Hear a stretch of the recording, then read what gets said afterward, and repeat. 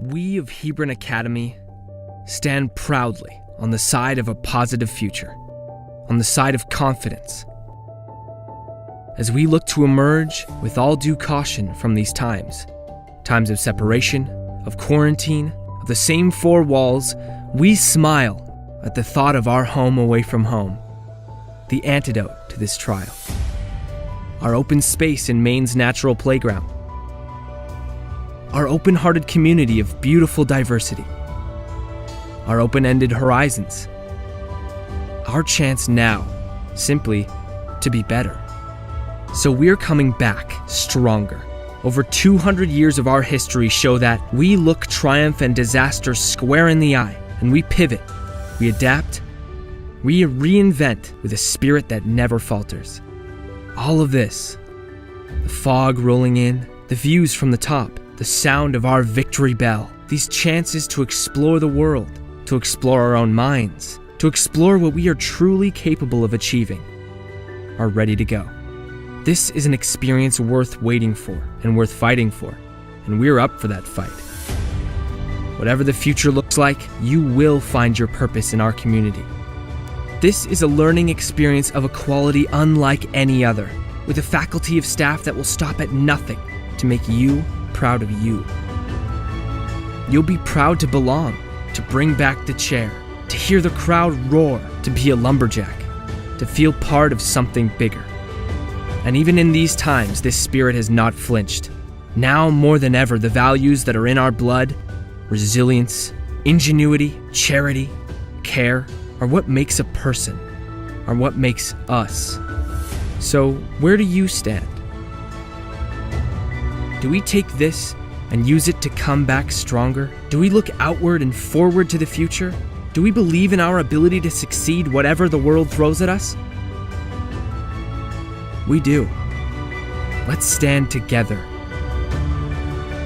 Because this is worth it.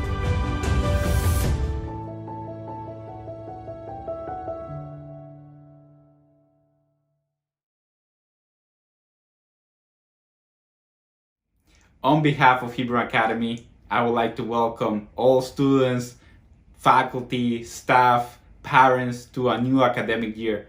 I am delighted to welcome all of you into the Hebron tradition, and I'm very excited to welcome all of you into our Hebron community.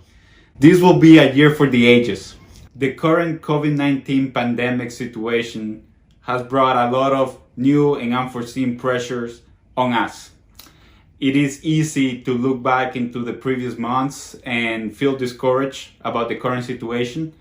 It is very easy to feel afraid about having to break out of your comfort zone. It is very easy to feel hesitant about not being able to do the things that you wish you could do. That, of course, is not the lumberjack way. Our community at Hebron is strong, is resilient, is united. We move forward together. We will look into this opportunity and this new normal, and we will bring the best of each of us. I encourage all of you this year to do things that you never thought you were going to do, to grow in areas that you never thought you could do, to make friends with people that you never thought had anything in common with. Really embrace it. Really make use of this fantastic location to bring the best of each of you. Every day, show Hebron what you're made of. When facing difficulties, think of solutions, think of opportunities. I cannot think of a better group of people, faculty, students, and parents than what we have this year. I know we will make every day count. We will make 2020 count. When we have this kind of attitude, I think we will really be able to see that 2020 is actually a very special year.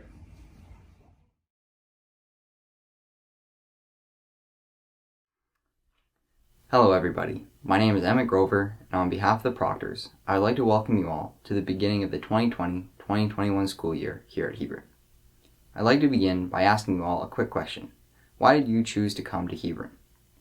I originally decided to leave my public school because of the better academics and more competitive athletics offered by a prep school, to which I'm sure many of you can relate. I wanted to bring this up because both of the reasons I just gave were pretty significantly impacted by the emergence of the coronavirus. I know that myself, along with many of you, struggled with finding purpose during the long days stuck at home on Zoom with no end in sight and our favorite activities unavailable. As online classes ended and the summer began, I found myself lamenting what had been lost this past spring, until my brother and my dad dragged me along to hike Mount Katahdin. Originally, I was less than excited about taking 3 days and 2 nights to go hike a mountain that is a 5-hour drive north of my house. I still had summer homework I needed to complete. There was likely going to be a massive amount of bugs, and there is no cell reception in Baxter State Park, where Mount Katahdin is located. Despite these extreme challenges, I managed to have an unexpectedly fun and rewarding journey that reminded me how powerful adventures like that can be. I know it's a very personal story, and hiking in the outdoors aren't for everybody, but it did remind me of similar experiences that I've had at Hebron. Canoeing on Marshall Pond, helping organize the Round Square food drive, even watching The Great Gatsby in Miss Warren's English class. I know those may not sound that related to going on a hike, but they're all similar in the fact that before they happened, I never would have seen myself enjoying them, yet they ended up being highlights of my junior year. Reflecting on those unexpected, sometimes unwanted opportunities has made me realize that they are some of the biggest reasons why I'm excited to return to campus each fall, not just school and sports. I know this may seem a bit cliche, but that realization has helped me find purpose during this pandemic, as I know that those unexpected opportunities and little moments of fun and adventure that have made my Hebron journey special will still be there, even if the path forward is different and more difficult than it has been in the past. The main reason that I asked you all why you originally came to Hebron was to bring attention to the fact that while the pandemic has impacted all of our lives and goals in one way or another, that does not mean that we have to lose our purpose during these crazy times. Whether completely virtual or living in the dorms, I would encourage everyone to seek out the sort of opportunities that I mentioned earlier, and I don't specifically mean adventuring in the outdoors. Just before you say no to something, give it a second thought, as it could end up being one of those experiences that defines your time in Hebron. Even if your goals, your original reason for coming to Hebron, seems distant and hard to achieve, being able to look forward to those small, sometimes overlooked moments is what can make the path to those goals worth traveling. Being able to slow down, enjoy the journey, and appreciate what is going on around us has me excited for the beginning of the school year. I hope all of you are as well.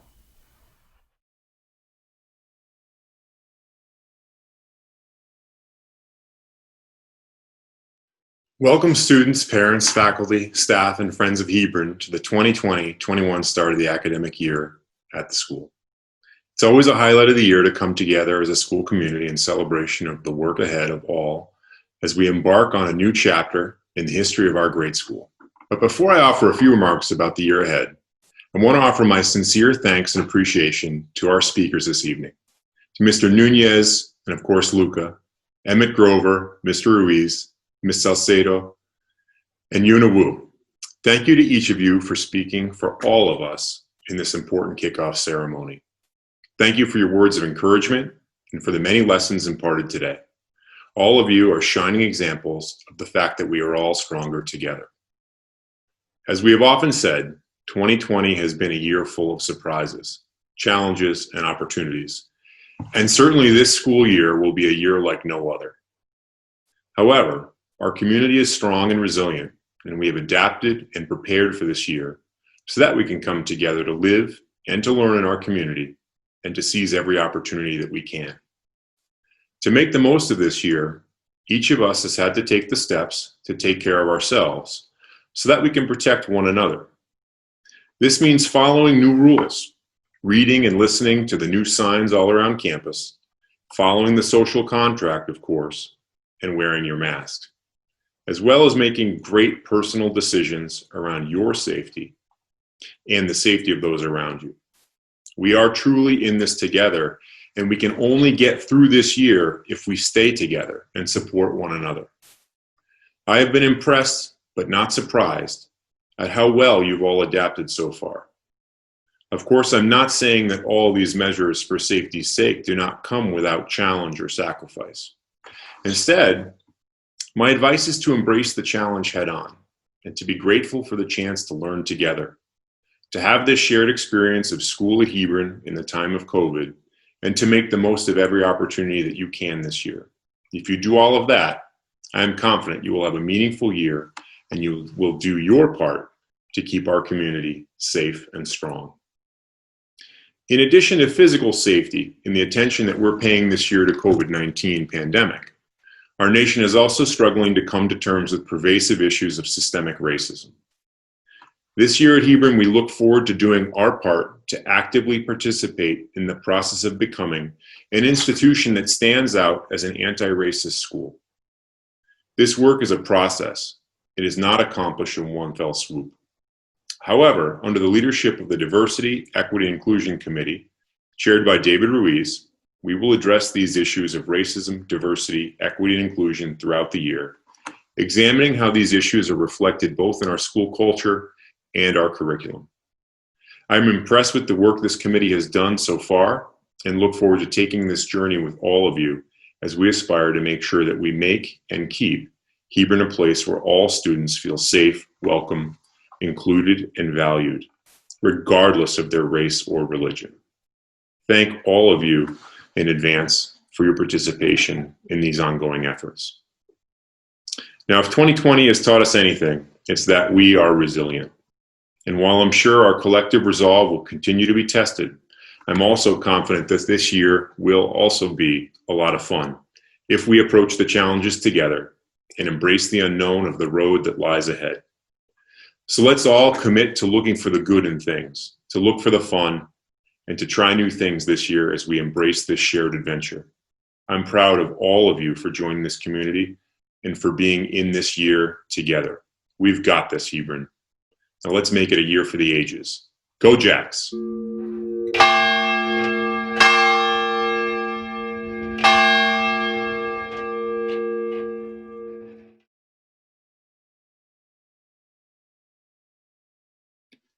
Good afternoon, Hebron Academy, parents, and invited guests. It is my great pleasure to introduce Ms. Rosanna Maria Salcedo. Ms. Salcedo is the Dean of Equity and Inclusion at the Cambridge School of Weston in Weston, Massachusetts, and a first-generation Latina born and raised in New York City. Her childhood experiences attending schools and growing up in an immigrant community continue to inform her passion for education and social justice. After receiving her bachelor's degree in psychology from Amherst College, she decided to attend the Harvard Graduate School of Education, where her identity as an educator began to crystallize. For the past 20 years, she has worked in both public and private schools as a teacher and administrator, committed to creating healthy and inclusive communities where students can thrive socially, emotionally, and academically. Rosanna is also a talented visual artist and a storyteller. She has performed for WGBH's Stories from the Stage and enjoys telling stories about her own educational journey and how it has shaped her as a human being. Please extend a warm Hebron welcome to Ms. Rosanna Maria Salcedo.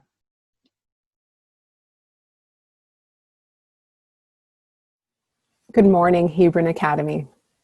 Thank you for inviting me to join you for opening Convocation and for the honor of being able to share some thoughts and words with you today. I hope that you will find some of them moving, inspiring, or thought-provoking. The start of a new school year has always been a significant time for me, filled with excitement and wonder. The reason for the excitement and wonder has changed over time. As a child, it was about the excitement of buying new school supplies and a new backpack. As an adolescent, the excitement was about knowing that I would see my friends every day and thinking about all the new things I would do and learn that year and classes I would take, sports and activities I would engage in.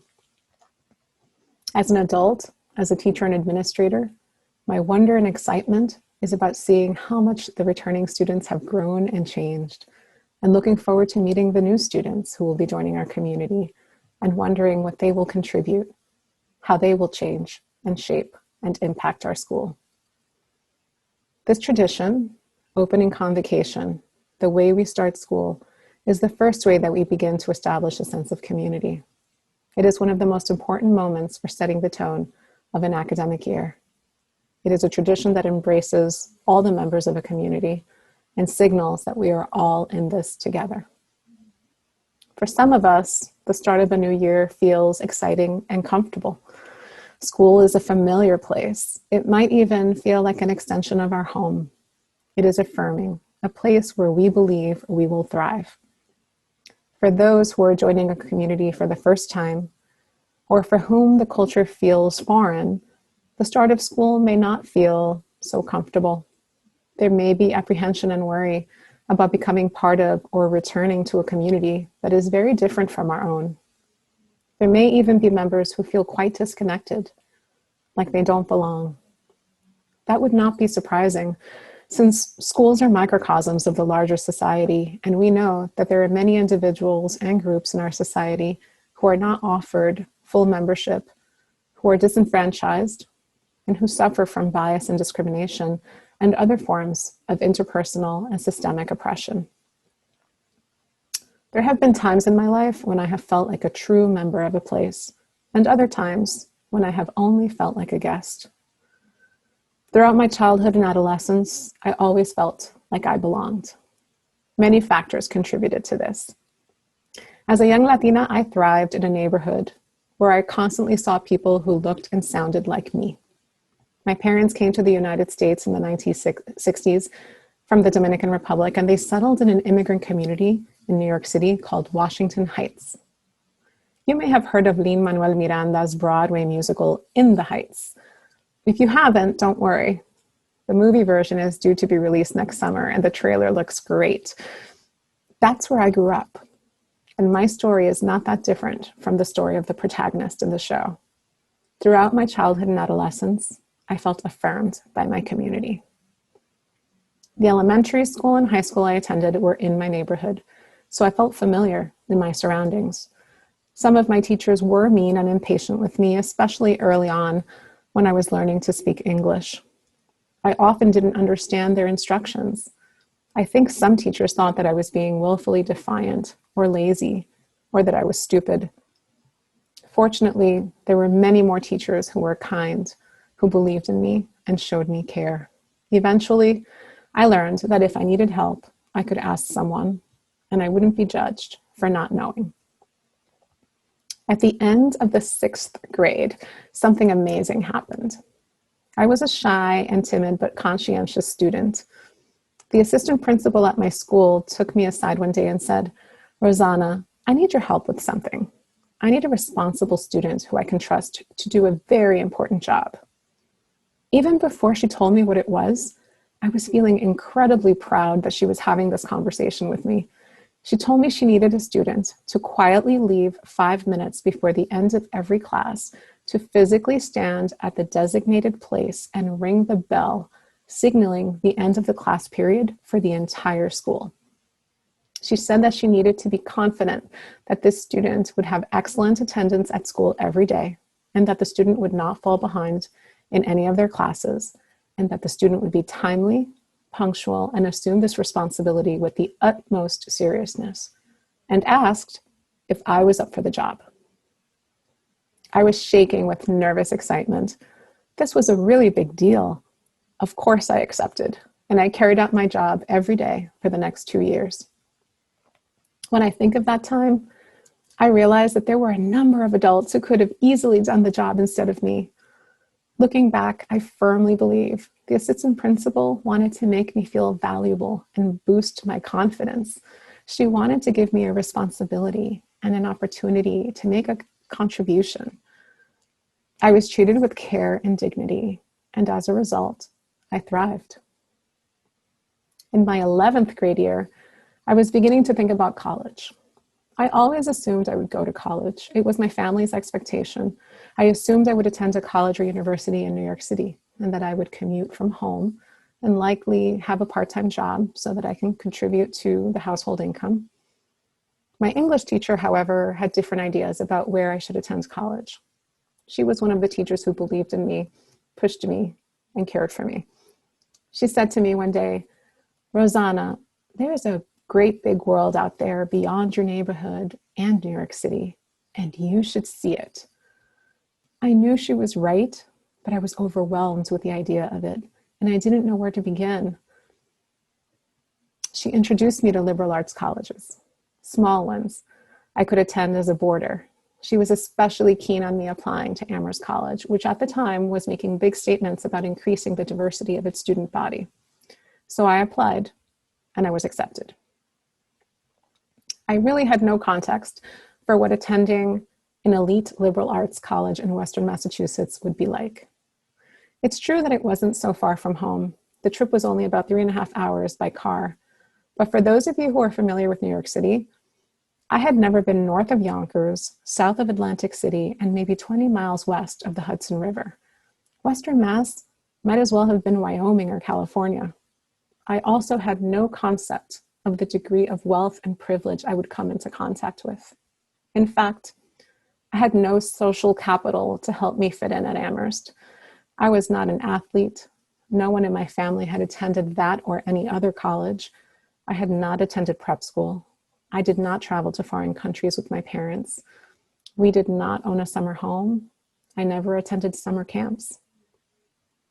Sometimes my clothes gave away my social class, but as a light-skinned Latina who spoke English without an accent, I was fairly ambiguous and could more or less pass among whites if I tried.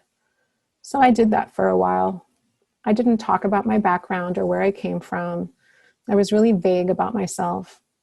And I met a lot of nice people who were completely unaware of their privilege and made a lot of assumptions. Sometimes people blatantly expressed bias in front of me about Latinos and other groups, not realizing that I was Latina. These experiences only intensified my feelings of not belonging at Amherst. My feelings of otherness were so intense, I began to withdraw. At first, I sat in the back of my classes, making myself small. Eventually, I stopped attending classes altogether, and no one noticed. Ultimately, I failed a class in my first semester, and then finally, I was called in to speak to the dean. He let me know that I was on academic probation and had until the end of the spring term to get back on track. He also made a few suggestions for how it might go about getting back on track, things like attending counseling and finding a tutor. After talking to the dean, I had to make a decision. Was I going to give up? Was I going to merely survive? Or was I going to thrive? My parents had already given me permission to give up. They said that I could come home anytime, but I didn't want to. I had come so far. I wasn't ready to give up. I also didn't want to just survive. I wanted to thrive. There is no doubt that every institution, every school has a culture. It's important for the members of that community to reflect on what that culture is and to think about how it makes sure that all of its members have what they need to succeed and feel included. And every member of that community can play a role. Will you invite the new person to take a seat at the table? Or will you invite them to help you design the menu and cook the meal? Community and inclusion means that every member of the community feels seen, heard, valued, respected, and safe. Let me clarify what I mean by safe. Oftentimes we talk about being unsafe, when really what we mean is that we're uncomfortable. As a first-generation person of color in a predominantly white environment, I felt uncomfortable every day. It's hard to be the only in a group or in a class. It's hard to feel different because of the color of your skin or your culture or your accent or any number of other visible or invisible differences. But being different didn't make me feel unsafe. Being mistreated, not cared for, ignored, and rejected made me feel excluded and emotionally and psychologically unsafe. It made me want to be guarded, to retreat, and to not want to share aspects of myself with others. I could have left, and without the help of others, I perhaps would have. Perhaps it was the memory of all the positive experiences I had had as a child and the voices of my past teachers reminding me that I was capable and worthy. Whatever it was, I decided to stay. Over the next few years at Amherst, I began to do things differently. I sought help from a counselor and from other adults in my life. I started to attend affinity groups and looked for allies. I developed a core group of friends who always lifted me up. I took classes that sounded interesting to me and to which I felt I could contribute. I took a painting class and developed a passion. I got a part-time job working at the childcare center and started babysitting for some of my professors. And sometimes I joined my voice with others to protest an injustice. I didn't retreat. I continued to show up, even though it was hard. I knew that having access to a multitude of perspectives would enrich me, and that my perspective would enrich others, even if they didn't realize it at first. So I showed up every day, and I was challenged by a great many things that often made me feel uncomfortable and sometimes made me feel unsafe. In order to be a community that is inclusive, we have to create environments where individuals can be vulnerable and brave, places where students do not see asking for help as a weakness, places where we invite students to share parts of themselves with the community because we genuinely care about them, places where students can overcome setbacks by seeing them as challenges and opportunities for growth. Brené Brown, a popular psychologist and author, wrote, "Vulnerability is not about winning or losing. It's having the courage to show up and be seen when we have no control over the outcome. Vulnerability is not weakness. It's our greatest measure of courage." So I leave you with these questions. How will you help to make your community more welcoming and inclusive to others? And how will you be vulnerable and brave this year? Thank you, and have a wonderful start of school.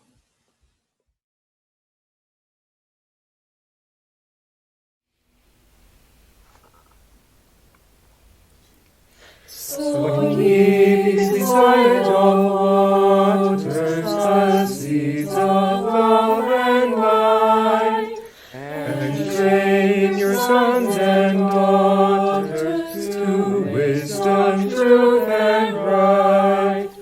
Open for sounds of beauty along thy Savior's road, fashion the soul to duty and lead it up to God. As priests of God anointed to keep His high behest, we take the charge appointed to do such bidding blessed. Here shall new gems be fitted with what fair light to shine. The charge to us committed, the help of God is thine.